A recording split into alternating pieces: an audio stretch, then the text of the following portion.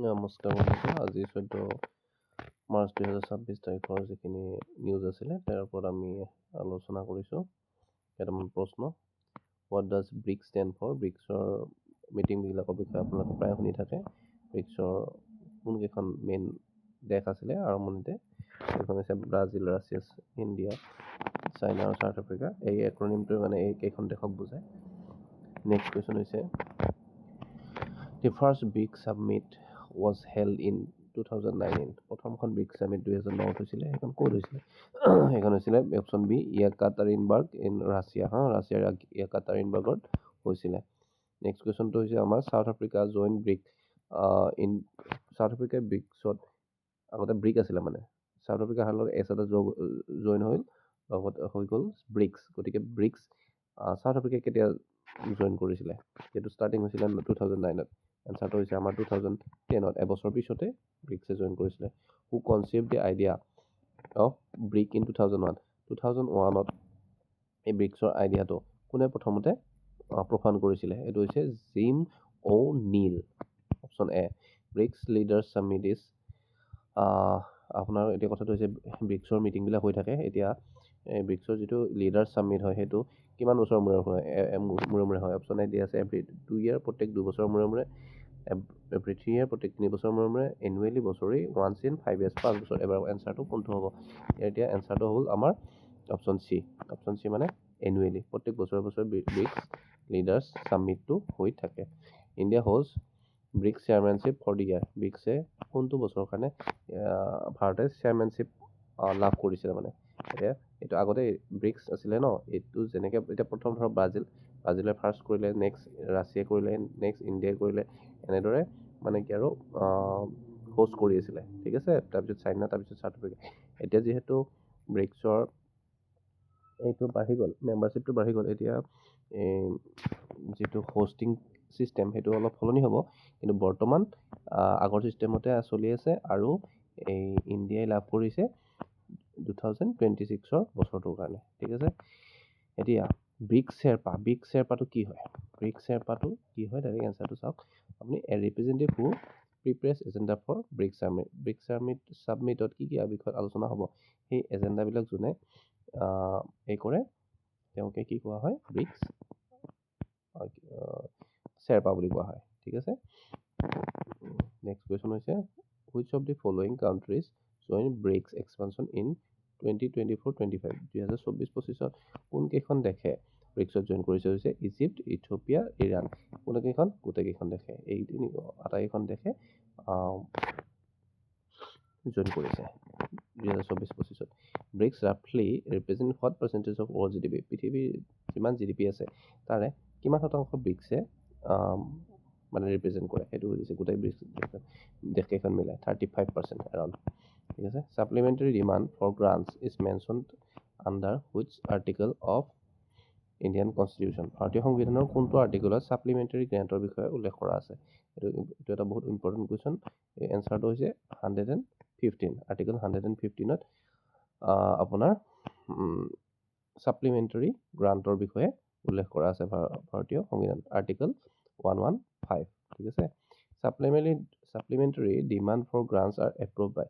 যিটো supplementary demand for grant হয় সেইটো কোনে একচুৱেলি এপ্ৰুভ কৰে? এনচাৰটো হৈছে লোকসভাই।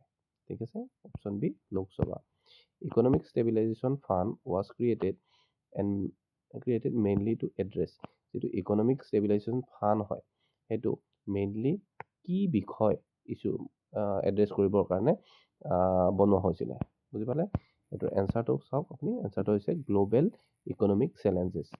গ্ল'বেল যিটো ইকনমিক চেলেঞ্জ হয় সেইটোক এড্ৰেছ কৰিবৰ কাৰণে আপোনাৰ ইকনমিক ষ্টেবিলাইজেশ্যন ফাণ্ডটো আপোনাৰ ক্ৰিয়েট কৰা হৈছিলে। বুজি পালে? এতিয়া বৰ্তমান কি হৈছে? বৰ্তমান যিটো ইৰাণৰ কাৰণে ইৰাণ US-ৰ যিটো যুদ্ধ হৈ আছে, ইৰাণ US ৰাছিয়া নহয়, ইজৰাইল, এইকেইখন দেশৰ মাজত যিটো যুদ্ধ হৈ আছে তাৰ কাৰণে খাৰুৱা তেল হ'ল, গেছ হ'ল, এইবিলাকৰ বহুত ক্ৰাইচিছ চলি আছে, স্কাৰচিটি হৈ গৈছে। গতিকে এই যিটো ডিষ্টেবিলাইজেশ্যন এইটো ষ্টেবিলাইজ কৰিবৰ কাৰণে এতিয়া এইটো আপোনাৰ ইকনমিক ষ্টেবিলাইজেশ্যন ফাণ্ডটো ইনভক কৰা হৈছে। ঠিক আছে, Defense Forces Vision 2047 aligns with the national goal of এটা Defense Forces Vision 2024 কোনটো নেশ্যনেল গ'লৰ লগত জড়িত হৈছে এইটো হৈছে বিকশিত ভাৰত 2047 ঠিক আছে phase 1 Defense Forces Vision 2047 up to 2030 is known as কি হয় এইটো era of transition 2047 লৈকে ফেজ 1 ডিফেন্স ফৰ্চেছ ভিজনটোক আমি কি বুলি জানো এইটো হৈছে era of transition বুলি জানো আমি বুজি পালে integrated center commands aims to integrate এইটো integrated theater commands integrated theater commands ৰ বিষয়ে কোৱা হৈছে এইটোই কোন কেটাক মানে আগৰে বুজি পাইছেনে এইটো অপচন হয় আৰ্মি নেভি আৰু air force which of the following is a key pillar of Defense Forces Vision 2047 এতিয়া এটোৰ এনসাৰ হল আপোনাৰ ডি ই মানে ওপৰৰ গোটেইকেইটা ডিফেন্স ডিপ্লোমেসি টেকনলজিক্যাল ট্ৰান্সফৰমেশন আত্মনিৰ্ভৰ defence production CE-20 cryogenic engine 20 is developed by কোনে বনাইছে cryogenic engine 20 এটো অপশন বি ইসৰো আপোনালোক সকলোৱে জানে আমাৰ যেগিলা ইঞ্জিন মানে ৰকেটৰ লগত জড়িত মেইন সংস্থানটোৱে হৈছে ইসৰো গতিকে তেওঁলোকে বনাইছে cryogenic engine use fuel stored at temperature below approximately কিমান তলৰ উষ্ণতা থকা টেম্পাৰেচাৰ মানে কি আৰু ফুয়েল একচুয়ালি আমাৰ cryogenic engine ব্যৱহাৰ কৰা হয় এনসাৰটো হৈছে -150 ডিগ্ৰী সেলসিয়াস মানে চাওক এতিয়া জেনেৰেলি হাইড্ৰোজেন ইউজ কৰা হয় আৰু হাইড্ৰোজেনক লিকুইড অৱস্থাত ইউজ কৰা হয় আৰু হাইড্ৰোজেন লিকুইড অৱস্থাত তেতিয়া ৰাখিব যেতিয়া এক বহুত বেছি লো টেম্পাৰেচাৰ ৰাখা হ'ব লাইক -150 ডিগ্ৰী সেলসিয়াস অর বিলো বুজি পালে which fuel is used in cryogenic rocket engine cryogenic rocket engine কোনটো ফুয়েল ব্যৱহাৰ কৰা হয় সুধিছে এতিয়া অপচনটো হৈছে আমাৰ both A and B মানে লিকুইড হাইড্ৰোজেন আৰু লিকুইড অক্সিজেন মই লগতে আপোনাক লিকুইড হাইড্ৰোজেনৰ বিষয়ে ক'লোৱে তাৰ লগতে লিকুইড অক্সিজেনকো আমাৰ ইয়াত ব্যৱহাৰ কৰা কিয় ব্যৱহাৰ কৰা হয় কাৰণ অক্সিডাইজ কৰিব লাগিব তেতিয়াহে বাৰ্নিং হ'ব আৰু বাৰ্নিং হ'লেহে আমাৰ হিট জেনাৰেট হ'ব তেতিয়াহে এনাৰ্জি পাব হয় নাই গতিকে কথাটো হৈছে সেইটো নেক্সট আমাৰ লাষ্ট কুৱেশ্যনটো হৈছে দি ক্ৰায়োজেনিক ইঞ্জিন ঠিক আছে